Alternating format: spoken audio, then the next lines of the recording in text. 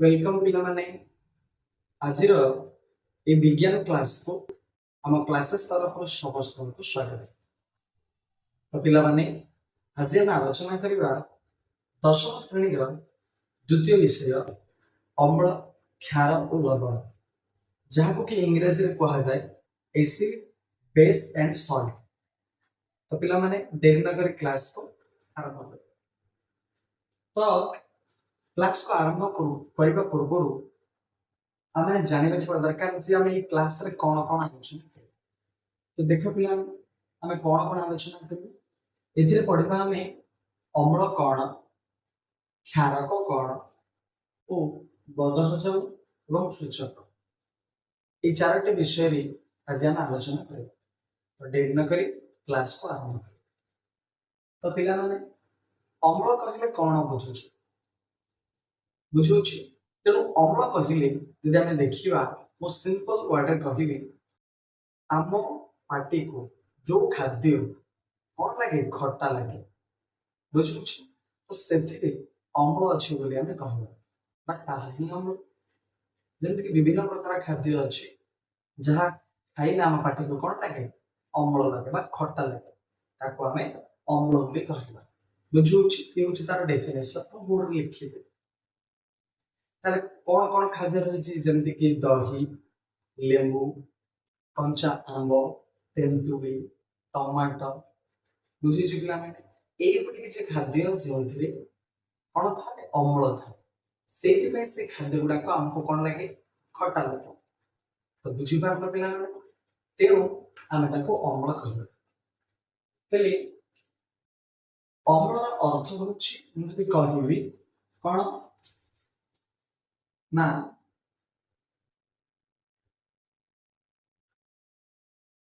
जो खाद्य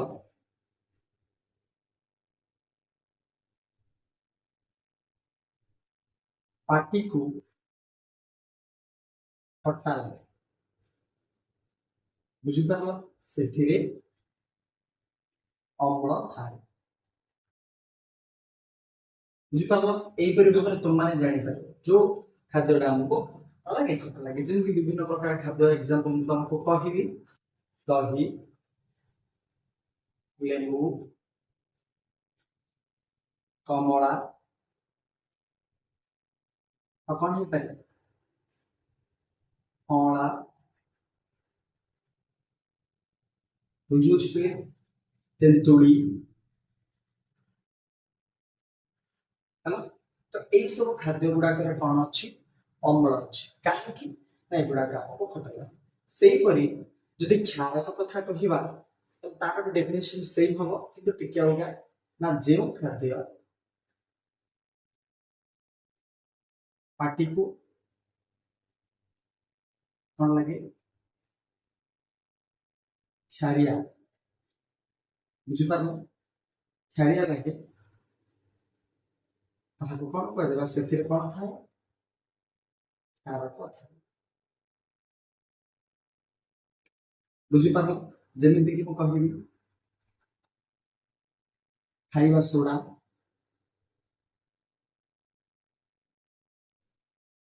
साबुन पानी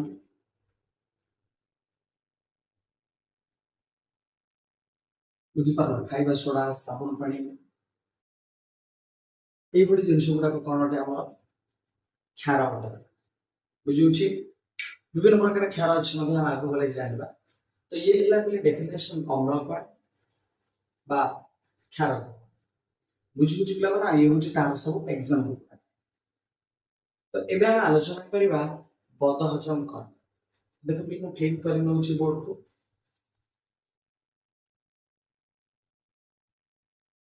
तेज आम आलोचना करवा बदहजम बदहजम को इंग्रजी में कह इनडाइजेशन बुझुचे तो बदहजम केते बड़े होता। तो तुम्हें पिला माने जानिछ आमर नीतिदिनिया जीवन में आम बहुत गुड़े कौन खाद्य खाई विभिन्न प्रकार खाद्य से स्पाइसी हो टेस्टी हो अनटेस्टी हो विभिन्न प्रकार खाद्य गुड़ाक आम खाई से जदि आम कौन से कारण अधिक मात्रा खाद्य खाई तो सी हजम थाए ना जिते बड़े खाद्य आमर पाकस्थल पहुंचे ସେତେବେଳେ ସେ ଖାଦ୍ୟକୁ ହଜମ କରିବା ପାଇଁ ଦୁଇଟି ଜିନିଷ ମୁଖ୍ୟତଃ ଆବଶ୍ୟକ। କଣ କଣ ସେ ଦୁଇଟି ଜିନିଷ କହିଲେ ନା ଗୋଟେ ହେଉଛି ଯଦି ମୁଁ କହିବି ପାଚକ ରସ,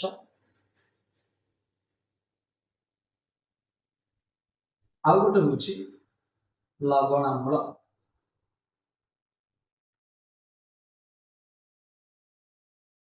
ବୁଝିପାରୁନ ପିଲି? ଗୋଟେ ହେଉଛି ପାଚକ ରସ, ଆଉ ଗୋଟେ କଣ ଲବଣାମ୍ଳ। ପାଚକ ରସ ଯାହାକୁ ଆମେ କହିବା ଡାଇଜେଷ୍ଟିଭ ଜୁସ୍, ବୁଝୁଛି ପିଲେ? ଗୋଟେ ଜୁସ୍। ଆଉ ଲବଣାମ୍ଳ ଯାହାକୁ ଆମେ HCl କହିବା ହେଲା, HCl କୁ ଓଡ଼ିଆରେ ଲବଣାମ୍ଳ କୁହାଯାଏ। এই দুইটিର ମୁଖ୍ୟ ଭୂମିକା ରହୁଛି ଖାଦ୍ୟକୁ ହଜମ କରିବା।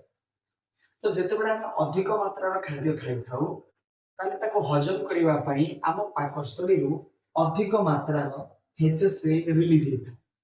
ବୁଝୁଛି ପିଲେ? ସେ ପାକସ୍ଥଳୀରୁ ବାହାରକେ ଖାଦ୍ୟରେ ମିଶେ ଆଉ ତାର ମାତ୍ରା ଯେହେତୁ ଆମ ପାକସ୍ଥଳୀରେ ବଢିଥାଏ ସେଇଥିପାଇଁ ଆମକୁ ପେଟ ଯନ୍ତ୍ରଣା ହେଇଥାଏ ବା ପେଟ କାଟିଥାଏ ବୋଲି ଆମେ କହିଥାଉ।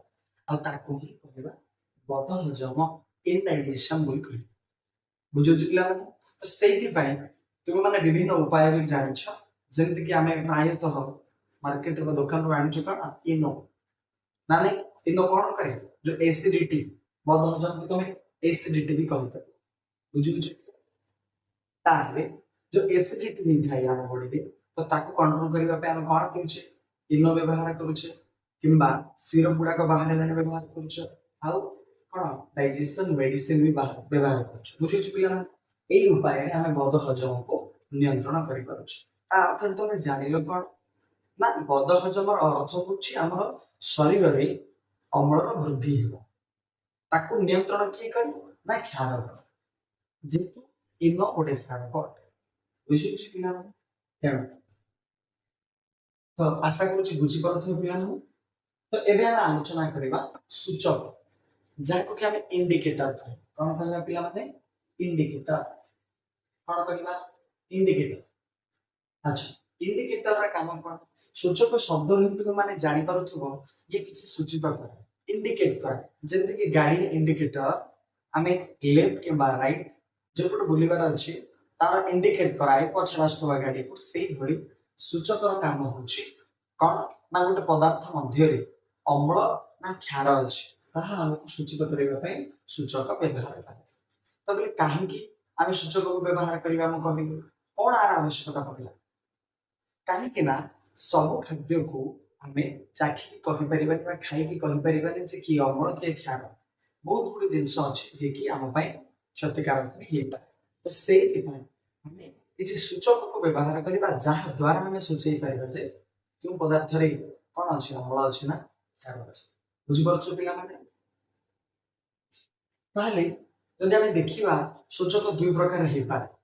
କେତେ ପ୍ରକାର? ଦୁଇ ପ୍ରକାର। କଣ କଣ? ଏକ ପ୍ରାକୃତିକ,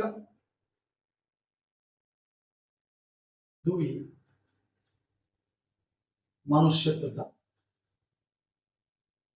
ବୁଝୁଛି ପିଲାମାନେ? ଯଦି ଆମେ ପ୍ରାକୃତିକ ଦେଖିବା ତାର ବହୁତ ଗୁଡ଼ିଏ ପ୍ରକୃତିରେ ତିଆରି। ପ୍ରାକୃତିକ କହିଲେ କଣ? ଇଏ କିଛି ପ୍ରାକୃତିକ ଔଷଧ ତିଆରି କରୁଥିବା। ଯେମିତି ଆମେ ପ୍ରାକୃତିକ ଯଦି କଥା କହିବା, ଗୋଟେ ଗୋଟେ ହଉଛି ଲିଟମସ୍, ଯେହେତୁ ମଣିଷ ହିଁ ବନେଇଛି କିନ୍ତୁ ଗୋଟେ ପ୍ରାକୃତିକ ଔଷଧ ତିଆରି ଲିଟମସ୍ ପେପର। କିନ୍ତୁ ଜାଣିଛ ବିଷୟରେ? ଆଉ ଗୋଟେ ହଉଛି ହଳଦୀ, ମନ୍ଦାର ଫୁଲର ପାଖୁଡା,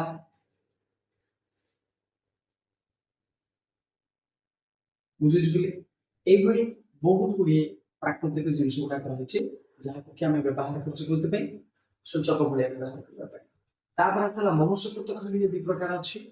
ଗୋଟେ ହଉଛି ବା ଲ୍ୟାବରେ ବନା ହେଇଛି, ଗୋଟେ ହଉଛି ଇଥାଇଲ ଅରେଞ୍ଜ, ଆଉ ଗୋଟେ ହଉଛି ଫିନୋଲେଫଥାଲିନ ହେଲା, ଫିନୋଲେଫଥାଲିନ ଫିନୋଲେଫଥାଲିନ ହେଲା। ଏହିପରି ଭାବରେ ଗୋଟେ ପ୍ରାକୃତିକ ଆଉ କଣ मनुष्यकृत एभଳି ଭାବରେ ତମେ ଏଇ ସୂଚକକୁ ବ୍ୟବହାର କରିପାରିବ। ତ ପ୍ରଥମ କଥା ହେଲା ଲିଟମସ୍ ପେପରର ବ୍ୟବହାର ଟିକେ ଅଧିକ ମାତ୍ରାରେ ହେଇଥାଏ। और स्कूल समय तुम मैंने जानिच लिटमस पेपर आम व्यवहार करुचे तुम मैंने मिथाइल ऑरेंज और फिनोल्फथालीन व्यवहार कर। तो देख ये लिटमस पेपर आम केमती व्यवहार केमती जानिबा ये लिटमस पेपर को व्यवहार कर जानी लिटमस पेपर मध्य दुई प्रकार अच्छी केते प्रकार दुई प्रकार कौन कौन गोटे हूँ लाल लिटमस आ गोटे हूँ नीला लिटमस बुझुछ पिलाने। तो जहाँ भी बोर्ड रे लिखा हो ताको टिके नोट डाउन कर जहाँ द्वारा कि पाठ को जेते शॉर्टली मन रखियो परीक्षा पे सेते इजी हो बा पाठला को बुझिया पे सेते इजी ही पे बुझुछ पिलाने। तो देखो तमे कोन पढले सूचक दी प्रकार गोटे प्राकृतिक गोटे मनुष्यकृत प्राकृतिक कहली लिटमस पेपर भी हो बा सॉरी हलदी हो बुले हलदी मंदार फूलर पाखुड़ा ये तुम व्यवहार कर सहित बगल में बहुत गुड़ी एग्जाम्पल देती हाइड्रेजिनिया मिथाइल ऑरेंज फिनोल्फथालीन ये किसी सूचक अच्छी जहाँ व्यवहार कर।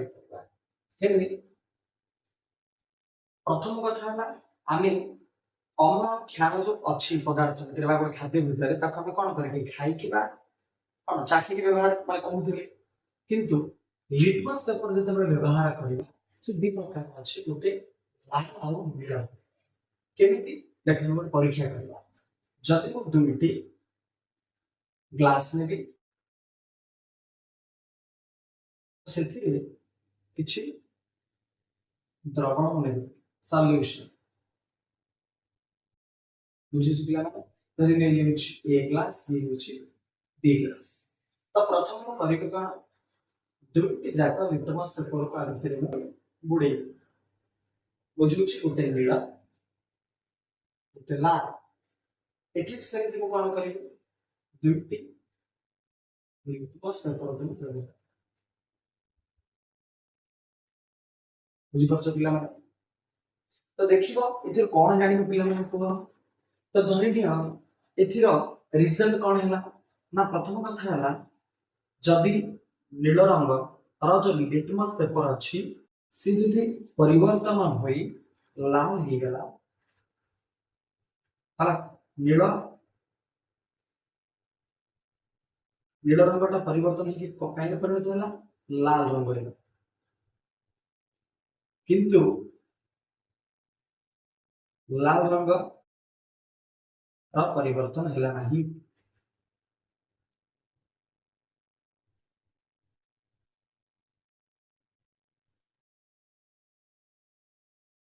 बुझिपारछ पिले मसे बुझिबो चेष्टा कर एथिरे जेतेबेला हम लिटमस पेपर दिटा नेबा ई 7th क्लास रा पाठ पहिले तो प्रथम कथा नील रंग लिटमस पेपर काहे परिवर्तन होबे लाल रंग रे किंतु लाल रंग परिवर्तन हैला नहीं ता अर्थ हमें कौन जानिले ना जेहेतु नील रंगटा बदल की लाल है और जानी ये जो लाल लिटमस ये क्या सूचित करे ये अम्ल को सूचित करे और नील लिटमस क्षारक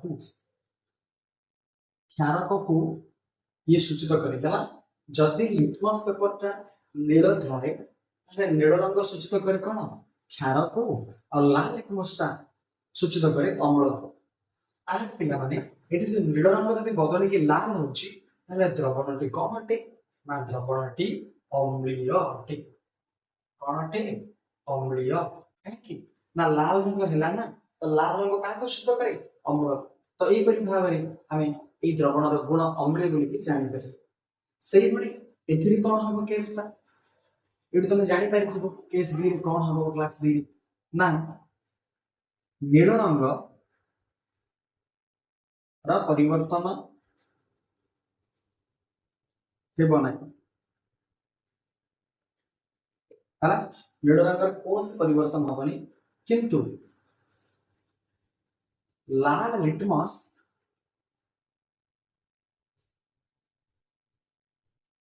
चेंज होबो काहे नील रंग बुझुछि ताले लाल लिटमसटा चेंज हो काहे नील रंग रे किंतु एठी लाल ए नीलटा लाल हला एठी लाल ता नील हला ताहले नील रंग काहे सृष्ट कर पिले क्षार को तार एठी जो द्रवण था ए द्रवणटा कोन होते क्षारीय